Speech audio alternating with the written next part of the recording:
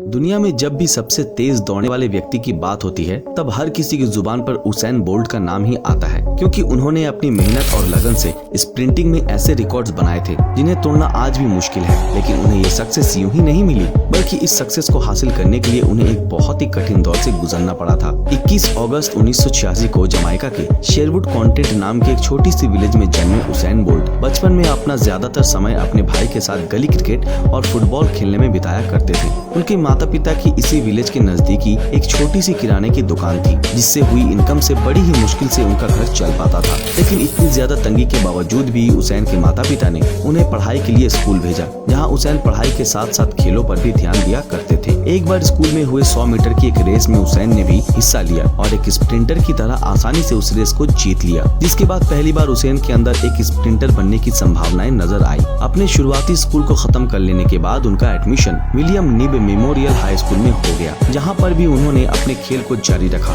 दोस्तों, ग्रेजुएशन खत्म करने के बाद भी उसैन लगातार स्पोर्ट्स खेलते रहे और इसी बीच क्रिकेट में उनका अच्छा खासा इंटरेस्ट जग गया। लेकिन एक दिन जब वो अपने हाई स्कूल के ग्राउंड में एक क्रिकेट मैच खेल रहे थे, तब अचानक ही स्कूल कोच की नजर उसैन की रनिंग स्किल्स पर पड़ी, जिसके बाद कोच ने उन्हें क्रिकेट की जगह ट्रैक एंड फील्ड में जाने की एडवाइस दी, जिसे उसैन ने एक्सेप्ट भी कर लिया। कोच की बात पर ध्यान देते हुए उसैन स्प्रिंटर के तौर पर लगातार खुद को निखार रहे थे और अब उनकी स्पीड भी बहुत ही ज्यादा तेज हो गई थी। इसी तरह से कुछ दिन ट्रेनिंग करने के बाद एक दिन ऐसा आया जब उन्हें 200 मीटर की दौड़ के अंदर भागने का मौका मिला। लेकिन सबसे हैरान कर देने वाली बात तो ये थी कि उन्होंने इस दौड़ को महज 22.04 सेकंड में ही पूरा करके जीत अपने नाम कर लिया। दोस्तों, उनकी इस दौड़ में और भी ज्यादा निखार तब आया जब पाब्लो मैकनील नाम के एक फॉर्मर स्प्रिंटर ने उन्हें ट्रेनिंग देना शुरू कर दिया। इसके बाद बोल्ट बिल्कुल भी नहीं रुके और लगातार आगे बढ़ते रहे। साल 2002 में उन्होंने वर्ल्ड जूनियर चैंपियनशिप में भाग लिया और 200 मीटर की इस रेस में गोल्ड मेडल जीतकर अपनी एक अलग ही पहचान बनाई, क्योंकि उस दौरान वो गोल्ड जीतने वाले सबसे कम एज के स्प्रिंटर थे। इसके बाद साल 2004 में वो कैरिफ्टा खेलों में 19.93 सेकंड समय के साथ 20 सेकंड कैटेगरी में दौड़कर पहले जूनियर स्प्रिंटर बन गए।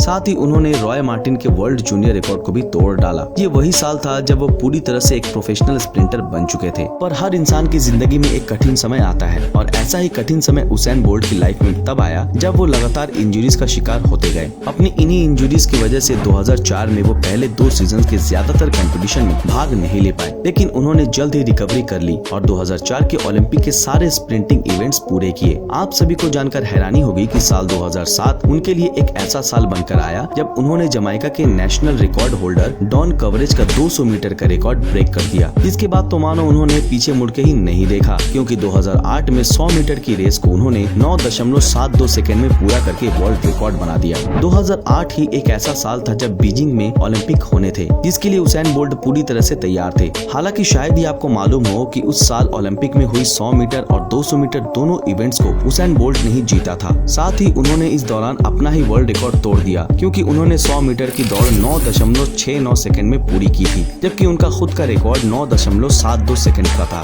खैर, इन जीतों के पीछे उनकी दिन रात की मेहनत थी, जिस वजह से वो लगातार ओलंपिक्स और वर्ल्ड चैंपियंस के साथ साथ कई लोकल स्पोर्ट्स इवेंट भी जीतते जा रहे थे। दोस्तों, बीजिंग, लंदन और रियो ओलंपिक में जीतने के बाद तो दुनिया में उसैन बोल्ट का एक तरफा नाम चला करता था, जिन्हें बच्चा बच्चा जानता था। वो इतने ज्यादा फेमस हो चुके थे कि सोशल मीडिया पर उन्हें लाइटनिंग बोल्ट का निकनेम भी दिया जा चुका था। हालांकि ये बात भी सच है कि उनका ये सक्सेसफुल करियर उतना भी आसान नहीं रहा, क्योंकि स्प्रिंटिंग के अपने इस सफर के दौरान कई बार उन्हें इंजरीज का सामना भी करना पड़ा, जिससे बहुत से मौके भी उनके हाथ से चले गए। एक समय ऐसा भी आया जब उसैन बोल्ट की लोकप्रियता उनके लिए मुश्किलें पैदा करने लगी, क्योंकि ज्यादा फेमस होने की वजह से वो अपने एथलेटिक्स करियर पर अच्छे से ध्यान नहीं लगा पा रहे थे, बल्कि इसकी जगह वो फास्ट फूड और पार्टीज में ज्यादा मशगूल हो गए थे, जो कि उनके लिए सही नहीं था। लेकिन जो भी हो, पर समय के साथ उन्होंने खुद में सुधार किया और वापस अपने खेल पर लौटे, जिसका रिजल्ट ये निकला कि आज उनके नाम 8 ओलंपिक गोल्ड मेडल्स हैं, जो साबित करता है कि वो कितने महान हैं। जिस उसैन बोल्ट के घर में एक समय फाइनेंशियल प्रॉब्लम्स लगी रहती थी, आज उसी उसैन बोल्ट के पास पैसों की कोई कमी नहीं है, जो दिखाता है कि सच्ची लगन और मेहनत के सामने इस दुनिया में बड़ी से बड़ी चीज हासिल की जा सकती है। तो दोस्तों,